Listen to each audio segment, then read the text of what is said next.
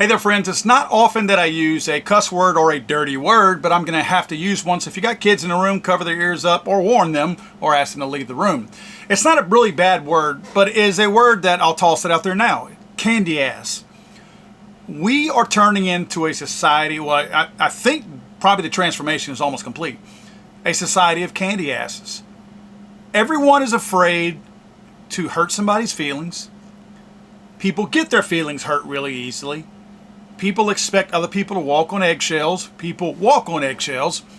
And again, there's a subset of society that could care less. Honestly, guys, I'm one of them. That's why I'm not a super successful person, because I'm not going to play by those rules. The NFL, which, who watches the NFL these days, right? Seriously, not many people who are watching this channel watch the NFL.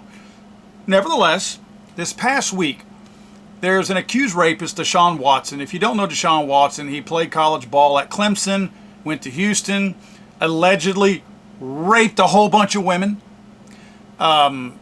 Houston let him go. The Browns picked him up. Now, let me say this. He got off from the accusal of, or being accused of rape. I'm talking about many cases, multiple cases of rape over there. Yes, he got off. Okay, that's great. And I think that's awesome. And if the court system let him go, I have to assume he's probably innocent. But let me just say this one little tidbit of information before I move on to what actually happened. I don't have any accusations of rape against me. Now, I don't have his money either, so I'm being fair here. But I don't have 1, I don't have 10, I don't have 100. So I don't have any that are incorrect. I don't understand how you can get so many and all of them are wrong. Again, the court let him off. I guess I'm going to give a little bit of confidence to the court system, even though I don't have much confidence in the court system. Nevertheless, the Browns were playing the Steelers this past weekend, and the quarterback threw a pass to another guy, caught it, touchdown, they scored. They did a little gun action thing with their hands. He had one last week against the Bengals. The league actually determined that during the celebration of that third quarter touchdown, Watson and his tight end, David Njoku, I guess is his name, committed a, quote, violent gesture when they pretended to shoot guns toward each other for approximately 1 second during what appeared to be their own signature handshake. This resulted in a $13,000 fine. Now, granted, when these guys are making millions, $13,000 doesn't matter to them. But to me, it's the message that you send. The media and politicians and the anti-gun wackos on the left have done such a good job demonizing guns in general. I'm talking about guns just in general. That any mention or any kind of pretend, obviously, of using a firearm is considered taboo. It's considered a bad thing. They have stigmatized guns. Now, I have some questions to ask, and they're going to be really, I guess they're rhetorical, because I do know that this is not what they were doing. But what if they were mimicking shooting USPSA? What if they were mimicking shooting IPSC champion or tournament or something like that? What if they were mimicking shooting water pistols at each other? What if they were mimicking shooting at a wild hog? It doesn't mean they were mimicking shooting at people, even though they were aiming at each other. Now, we kind of know the answer to that. Those are rhetoricals that I don't need answers for. I understand that that's probably not the case. But they were pretending. They were not telling people to go out and shoot guns at each other. They were not suggesting, they were not implying that kids should do that. And I say kids because I know the NFL's argument on this is going to be that, oh, these are role models. Come on, dude, really? The NFL stopped being role models a long time ago. Between the people who have killed other people with stabbing, shooting, drunk driving, the rapes, the spousal abuse, the drug use, you name it. If there's a family out there using anybody in the NFL as a role model for their children will likely wind up in jail unless they go to play for the NFL.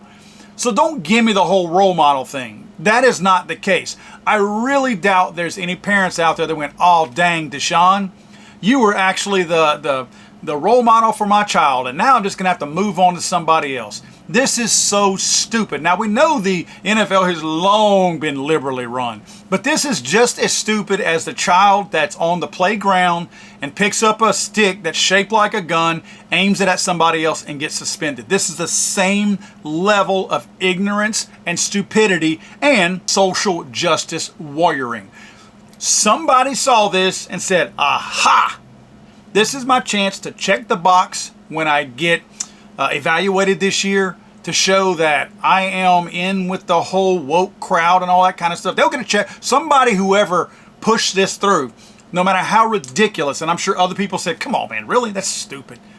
But somebody pushed it through because they need that on their evaluation. Usually people who push stuff like this through on an evaluation, in other words, the social justice stuff, anybody that really rides that, that's usually a good sign of a poor performer, right? And I'm serious about this.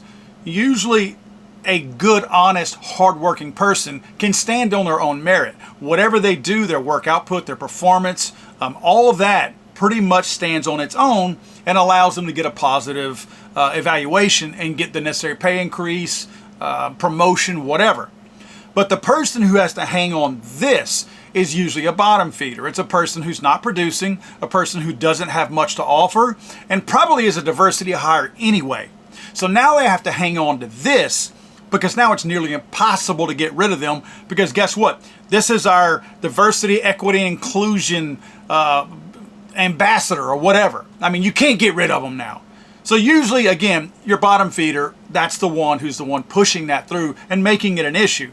I doubt that many people in the Browns organization thought this was an issue until somebody made a big deal out of it. And of course, after that, you can't say that's not a big deal, because then you look like the guy that's now, oh, no, you're the one that is promoting gun violence and all this kind of stuff. But I just thought I would bring this to your attention, guys, because this is so pathetic. Again, it's the kid with the stick on the playground. These guys were doing nothing wrong. While I may not agree with DeShaun Watson and his lifestyle and how he operates, he's done nothing wrong here. Nothing whatsoever. I think that it's sad that we have this kind of reaction anytime something really childish and very harmless takes place. I'm actually kind of curious, because we have a team in the NFL called the Dallas Cowboys. I haven't seen their mascot in a long time, but when you think of a cowboy, what do you think of? You think of a cowboy hat, cowboy boots, and probably a holster with a 6-shooter in it, right? I'm going to go on whenever I produce this video and see. I bet you their mascot has no sign of a holster and no sign of a gun anymore. I'm sure that's been long gone. But I'm going to go look for it anyway. But this is the world we live in, guys. This is why our boys, we have to work so hard to raise them to be men. Because if we're relying on society and any other part of society to assist us in any kind of way of raising our boys to be men, we're going to raise our boys to be sissies. Because no one out there has any interest in raising boys to be men anymore, except for you and I. God save the Queen, man. I'm sorry, I thought this was America.